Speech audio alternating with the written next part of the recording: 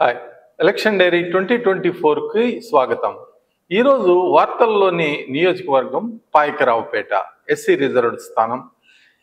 ఇది అనకాపల్లి లోక్సభ పరిధిలోని SC reserved assembly స్థానం. మొత్తం ఓటర్లు సుమారు 2,40,000 మంది. ప్రస్తుత ఎమ్మెల్యే గొల్ల బాబురావు. ఇక్కడ తెలుగుదేశం పార్టీ ఫైర్ బ్రాండ్ లీడర్లలో ఒకరైన తెలుగు మహిళ అధ్యక్షురాలు వంగలపూడి అనిత కూటమి అభ్యర్థిగా బరిలో ఉన్నారు. గత 5 ఏళ్లలో వైసీపీ నేతల బూతులు, సోషల్ మీడియా మార్ఫింగులతో వంగలపూడి అనిత అనుభవించినంత బాధ రాష్ట్రంలో ఎవరూ అనుభవించి ఉండరు. పాయకరావుపేట టీడీపీకి పట్టు ఉన్న ప్రాంతం. 2014లో జరిగిన ఎన్నికల్లో తెలుగుదేశం పార్టీ తరపున వంగలపూడి అనిత గెలిచారు. 2019లో వైసీపీ మెజారిటీ 31,000. సిట్టింగ్ ఎమ్మెల్యే గొల్ల బాబురావుకి రాజ్యసభ ఇచ్చి సిక్కోలు జిల్లా నుంచి రాజాం సిట్టింగ్ ఎమ్మెల్యేగా ఉన్న కంబాల జోగులను పిలిపించి ఇక్కడ టికెట్ ఇచ్చారు వైఎస్ఆర్సీపీ జగన్. రాజాం ఎక్కడ, పాయకరావుపేట ఎక్కడ?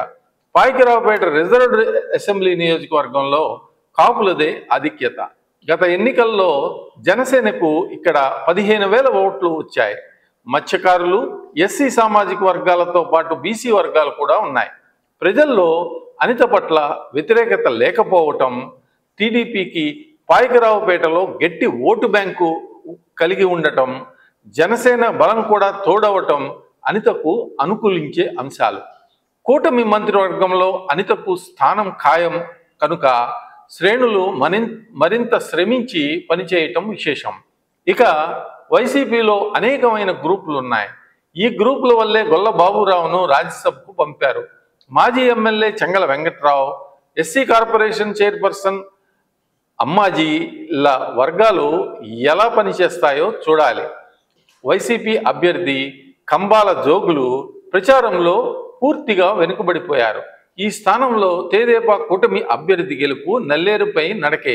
ఇక్కడ అనకాపల్లి లోక్సభ నియోజకవర్గంలో భాజపా అభ్యర్థిగా సీఎం రమేష్ గారు పోటీ చేయటం కూడా వంగలపూడి అనితకు కలిసొచ్చే అంశంగా మారింది. మాజీ MLA Chengala Venkatrao, SC corporation chairperson అమ్మాజీల వర్గాలు ఎలా పనిచేస్తాయో చూడాలి.